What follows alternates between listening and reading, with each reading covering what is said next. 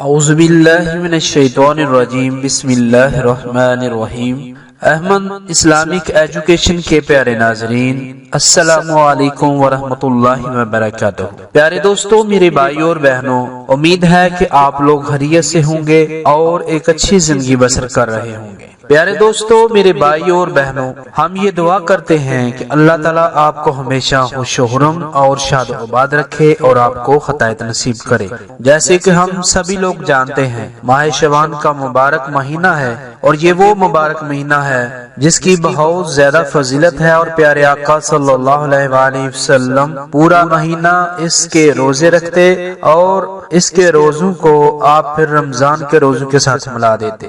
اس مہینے میں انسانوں کے نامہ اعمال اللہ کے حضور میں پیش ہوتے ہیں اور انسانوں کے رزق کے بارے میں لکھا جاتا ہے کہ اس کو کتنا رزق ملنا ہے اور کس انسان نے اس سال زندہ رہنا ہے اور کس نے فوت ہو جانا ہے، یہ سارا کچھ لکھا جاتا ہے۔ پیارے دوستو، میرے بھائیوں اور بہنوں، حضرت ام المومنین حضرت عائشہ رضی اللہ تعالیٰ عنہ ارشاد فرماتی ہیں، ایک رات میں نے حضور اکرم صلی اللہ علیہ وسلم کو اپنے بستر پر نہ پایا تو میں حضور صلی اللہ علیہ وسلم کی تلاش میں نکلی تو میں نے آپ صلی اللہ علیہ وسلم کو جنت البقیع میں پایا کہ آسمان کی طرف حضور صلی اللہ علیہ وسلم نے سر اٹھایا ہوا تھا، مگر دیکھ کر حضور صلی اللہ علیہ وسلم نے فرمایا، اللہ تعالیٰ نصف شعبان کو آسمان دنیا پر جلوہ گر ہوتا ہے اور قبیلہ کلب کی بکریوں کے جس قدر بال ہیں ان سے زیادہ لوگوں کی بخشش فرماتا ہے۔ یہ ترمذی شریف کی حدیث ہے۔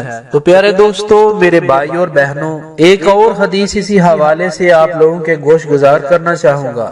اسے بھی حضرت عائشہ رضی اللہ تعالیٰ عنہ ہی روایت کرتی ہیں کہ پیارے آقا صلی اللہ علیہ وآلہ وسلم نے فرمایا، عائشہ تم جانتی ہو اس رات میں کیا ہوتا ہے؟ عرض کی، یا رسول اللہ صلی اللہ علیہ وآلہ وسلم بتائیے اس میں کیا ہوتا ہے؟ تو آپ صلی اللہ علیہ وآلہ وسلم نے فرمایا، اس رات میں یہ ہوتا ہے کہ آدم علیہ السلام کی اولاد میں سے جو شخص اس سال پیدا ہوگا اور جو اس سال میں مرے گا اس کا مرنا اور پیدا ہونا لکھا جاتا ہے، اور جو فرشتے ان کاموں پر مقرر ہیں ان کو اطلاع دی جاتی ہے، اور جتنا جتنا رزق مخلوق کو اس سال ملے گا سب لکھا جاتا ہے۔ اس 15ویں رات اللہ تعالیٰ سورج غروب ہوتے ہی اس دنیا کے آسمان پر تشریف لاتے ہیں اور ارشاد فرماتے ہیں کہ کوئی نیک بندہ ایسا ہے جو ہم سے بخشش مانگے تو ہم اس کو بخش دیں، کوئی رزق مانگے تو ہم اس کو رزق دیں، کوئی مصیبت کا مارا دعا کرے کہ اس کی مصیبت کو دور کریں۔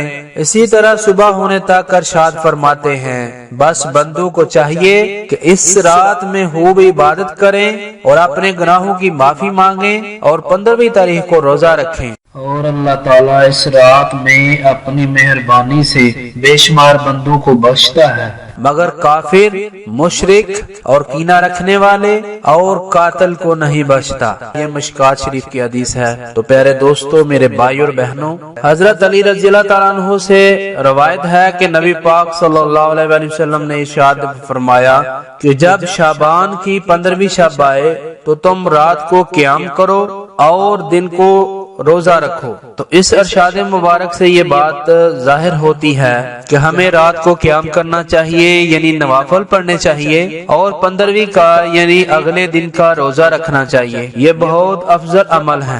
اس مبارک رات کو ہمیں کسی بھی حال میں مس نہیں کرنا چاہیے۔ اس رات ہمیں زیادہ سے زیادہ قیام کرنا چاہیے اور ہمیں اس رات کو زیادہ سے زیادہ اللہ سے توبہ کرنی چاہیے اور استغفار کرنی چاہیے، کیونکہ توبہ سے وہ گناہ بھی بخش دیے جاتے ہیں، اللہ پاک انسان کو معاف کر دیتے ہیں جن کی بخشش نہیں ہے، تو وہ توبہ سے ہی معافی ان کی ملتی ہے۔ تو ہمیں ایسی مبارک گھڑیوں کو مس نہیں کرنا چاہیے، ان کو کسی صورت میں بھی نہیں چھوڑنا چاہیے۔ ایک دفعہ حضرت حسن بصری رحمۃ اللہ علیہ بیٹھے ہوئے تھے کہ آپ کے پاس ایک بندہ آیا اور کہنے لگا، حضور بڑی غربت ہے، فرمایا استغفار کیا کرو۔ ایک اور بندہ آیا اور کہنے لگا حضور میرے گھر میں بڑی پریشانی ہے، فرمایا استغفار کیا کرو۔ پھر ایک اور بندہ آیا کہ حضور اولاد نہیں، فرمایا استغفار کیا کرو۔ ایک اور بندہ آیا کہ حضور کاروبار نہیں چلتا، فرمایا استغفار کیا کرو۔ اور پھر اسی طرح اور بھی بہت سے لوگ آئے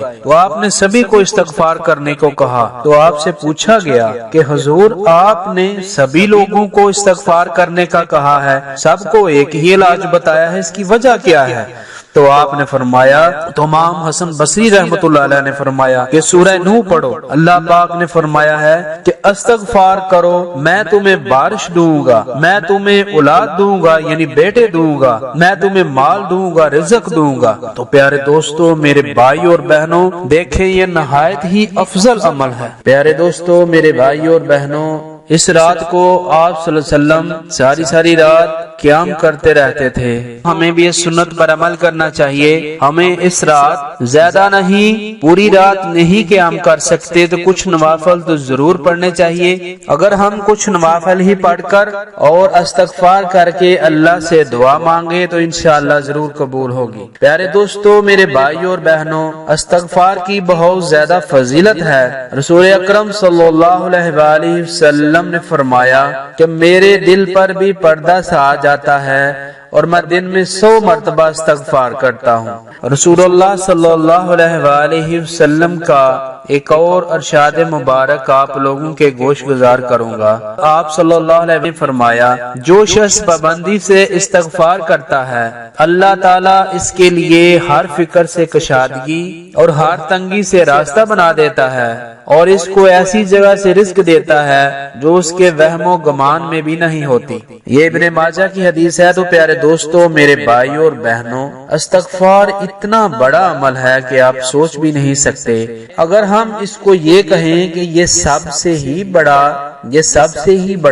وظیفہ ہے تو بھی یہ کہنا غلط نہیں ہوگا۔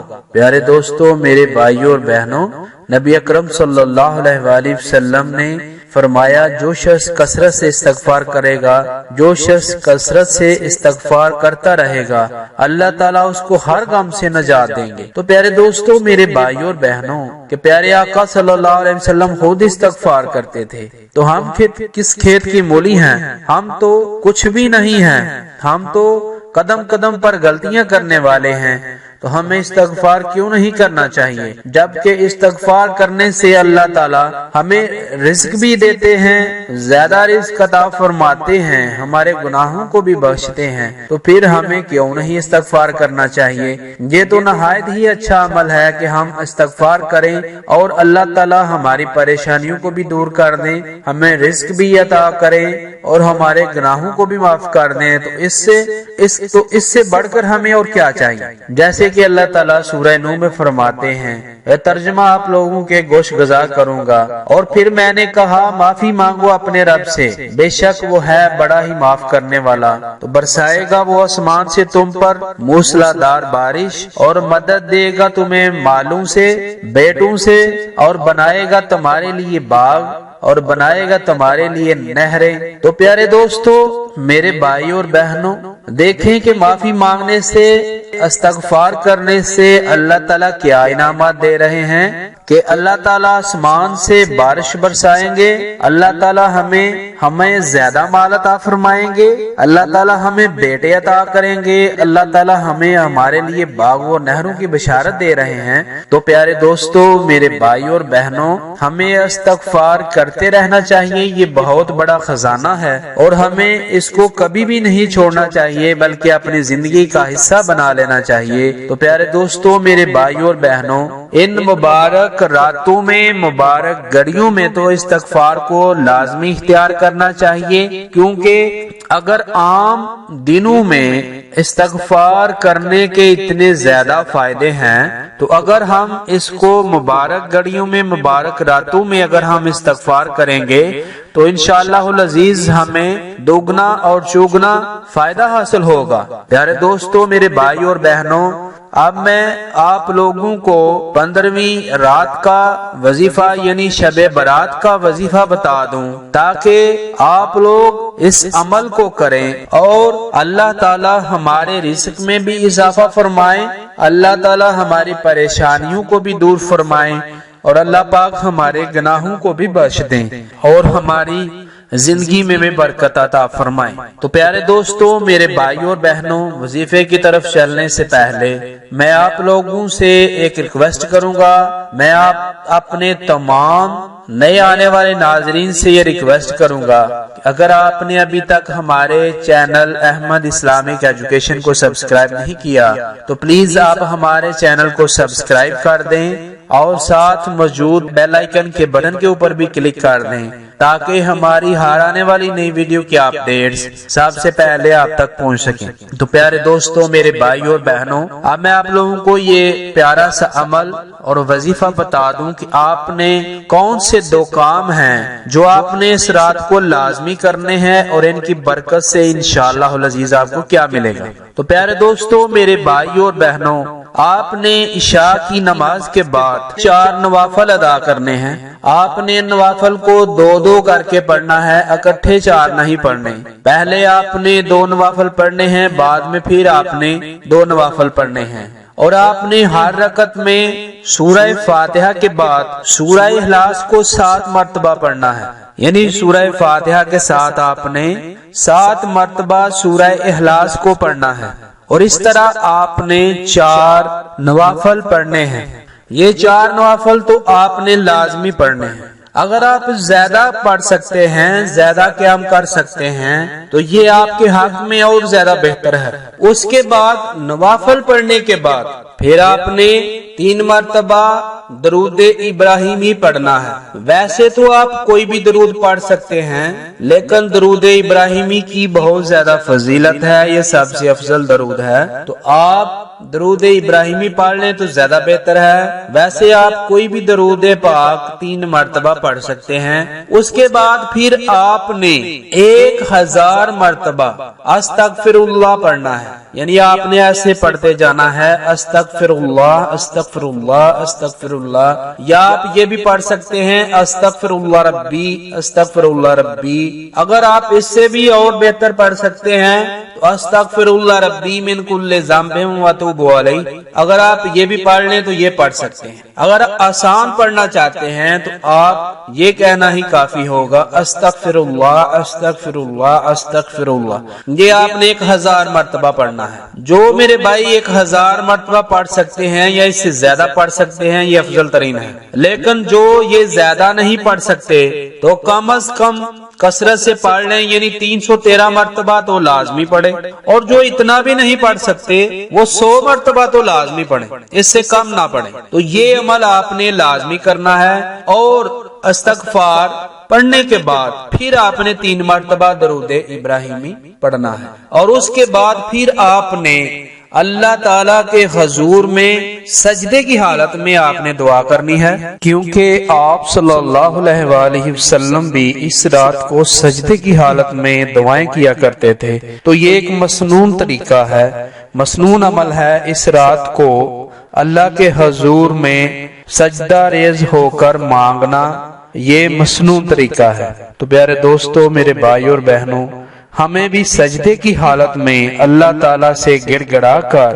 اپنے رزق میں برکت کے لیے، عمر میں برکت کے لیے، اور اپنے مال میں، اپنی اولاد میں برکت کے لیے آپ نے دعا کرنی ہے، اور اپنی پریشانیوں کو دور کرنے کے لیے آپ نے دعا کرنی ہے، اور اپنی حاجتیں اللہ کے حضور میں پیش کرنی ہے۔ پیارے دوستو، میرے بھائیوں اور بہنوں، امید ہے کہ آپ کو ہماری یہ ویڈیو پسند آئی ہوگی۔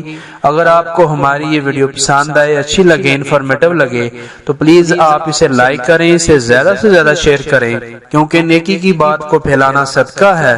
تو پلیز آپ اسے صدقہ سمجھ کر اسے زیادہ سے زیادہ شیئر کریں، تاکہ زیادہ سے زیادہ مسلمان بہن بھائی اس سے مستفید ہو سکیں اور یہ ہمارے لیے بھی اور آپ لوگوں کے لیے بھی صدقہ جاریہ بن جائے۔